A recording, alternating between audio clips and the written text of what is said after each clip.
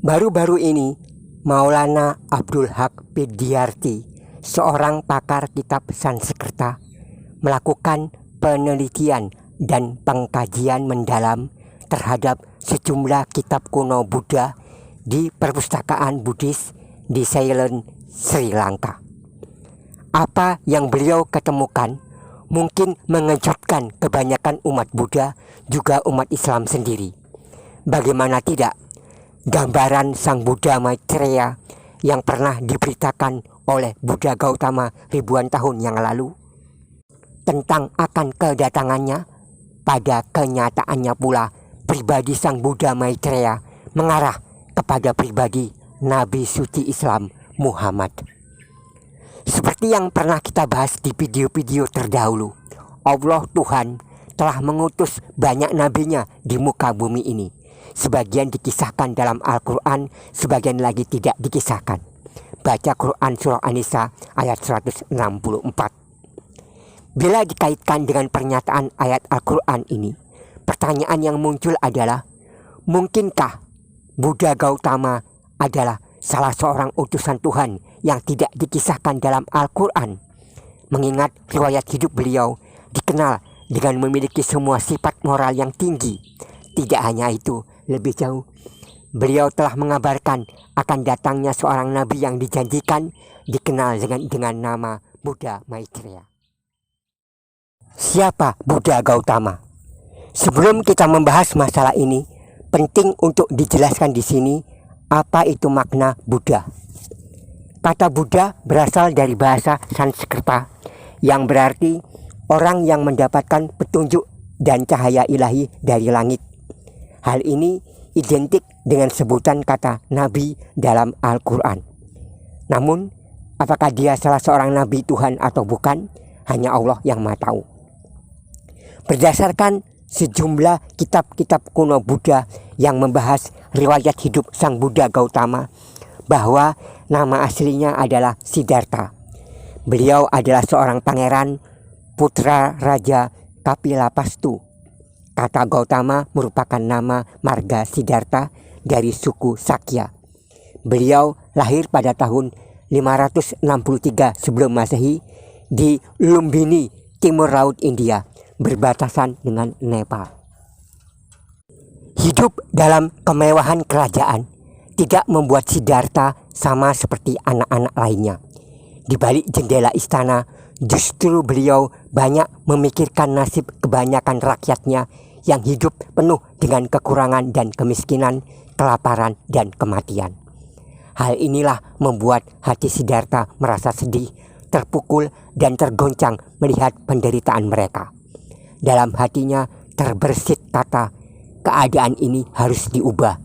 Hidup dalam arti yang sesungguhnya, mendekatkan diri sepenuhnya kepada Tuhan yang Esa, bukan sekedar kesenangan materi yang bersifat sementara, yang senantiasa dibayangi dengan penderitaan dan kematian.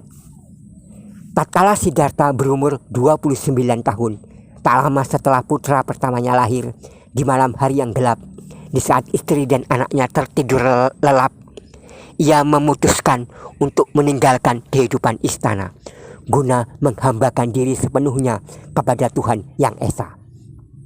Dalam upaya mencari kehidupan hakiki, Siddhartha berguru kepada orang-orang bijak di masanya. Meskipun demikian, hal ini tidak membuatnya merasa puas. Dia kemudian memutuskan untuk bertapa, puasa, dan mengendalikan hawa nafsunya dengan harapan ia dapat mendekatkan dirinya kepada Tuhan. Dalam kesendiriannya yang tenang itulah, dia bergumul dengan problematika kehidupan manusia.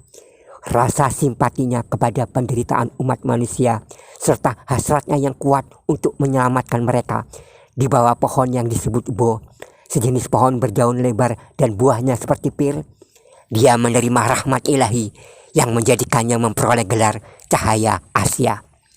Saat itu dia pun mulai menyebut dirinya Buddha, orang yang diberi petunjuk dan cahaya ilahi dari langit. Sisa umurnya yang 45 tahun dipergunakan berkelana sepanjang India bagian utara, menyebarkan ajarannya kepada siapa saja yang sudi mendengarnya.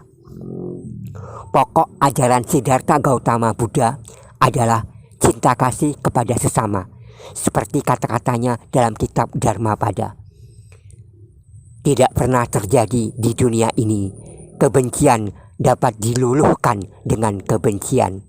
Hal itu hanya dapat diluluhkan dengan kasih sayang. Inilah hukum yang abadi. Hendaklah seseorang itu mengendalikan dirinya sungguh-sungguh, dan jangan dia lewatkan sedikit pun tak terjaga, karena bagi mereka yang terlewat sedetik saja akan jatuh ke dalam kesusahan, seolah-olah mereka ditetapkan ke neraka.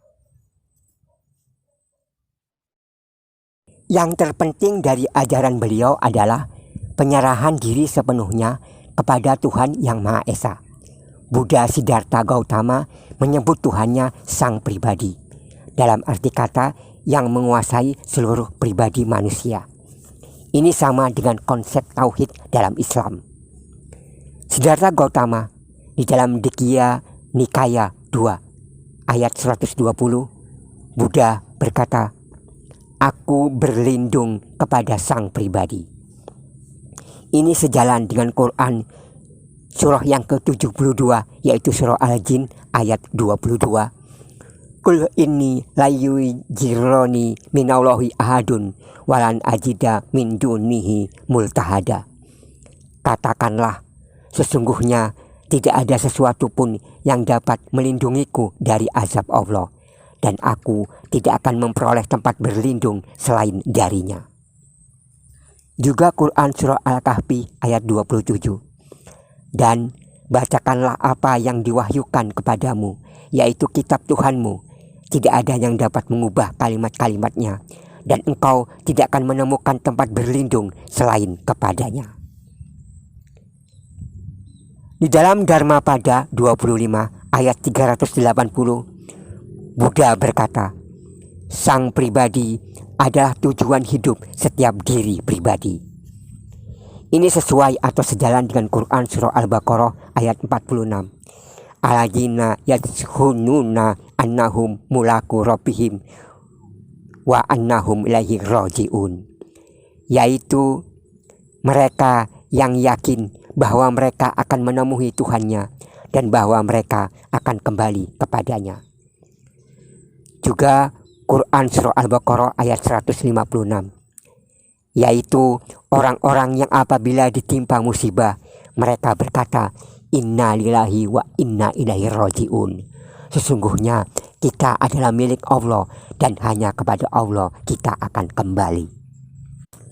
Sesuai juga dengan surah Al-Baqarah ayat 210. Tidak ada yang mereka tunggu kecuali datangnya azab Allah bersama malaikat dalam naungan awan. Sedangkan perkara mereka telah diputuskan, dan kepada Allah segala perkara dikembalikan. Di dalam Al-Quran surah Al-Imran ayat 109, Allah juga berfirman, walillahi ma fis samawati wa ma fil ardi wa ilallahi turja'ul umur. Dan milik Allah apa yang ada di langit dan apa yang ada di bumi, dan hanya kepada Allah dikembalikan segala urusan. Di dalam Dharmapada 12 ayat 159, Buddha Gautama berkata, sang pribadi itu adalah Tuhan itu sendiri.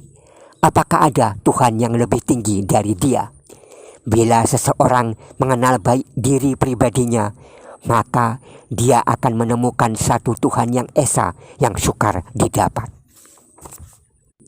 Ini sejalan atau sesuai dengan Quran surah Al-Baqarah ayat 22. Allah menjadikan bumi sebagai hamparan bagimu dan langit sebagai atap, dan dialah yang menurunkan air hujan dari langit, lalu dia hasilkan dengan hujan itu buah-buahan sebagai rezeki untukmu. Karena itu janganlah kamu mengadakan tandingan-tandingan bagi kami, padahal kamu mengetahui. Quran surah Al-Baqarah ayat 165. Dan di antara manusia ada orang yang menyembah Tuhan selain Allah sebagai tandingan yang mereka cintai sebagaimana mencintai Allah. Sekiranya orang-orang yang berbuat zalim itu melihat ketika mereka melihat azab pada hari kiamat bahwa semua kekuatan hanyalah milik Allah dan bahwa Allah sangat berat azabnya, niscaya mereka menyesal. Demikian 3 ayat yang terdapat dalam kitab Tripitaka, kitabnya agama Buddha, yaitu tadi, aku berlindung kepada sang pribadi. Sang pribadi adalah tujuan hidup setiap diri pribadi. Sang pribadi itu adalah Tuhan itu sendiri. Apakah ada Tuhan yang lebih tinggi dari dia? Bila seseorang mengenal baik diri pribadinya, maka dia akan menemukan satu Tuhan yang esa, yang sukar didapat. Sungguh disayangkan bahwa umat Buddha sekarang ini telah jauh menyimpang sehingga mereka percaya bahwa Buddha Siddhartha Gautama adalah Tuhan itu sendiri dan menyembahnya. Padahal dalam kitab Dharmapada, Buddha Siddhartha Gautama sendiri berkata, aku hanyalah seorang guru manusia. Demikian video untuk saat ini. Pada video selanjutnya kita akan membahas bagaimana Nabi Muhammad menurut Buddha Gautama, menurut kitab-kitab suci agama Buddha. Sampai berjumpa pada video selanjutnya. Lebih dan kurang saya mohon maaf. Wassalam.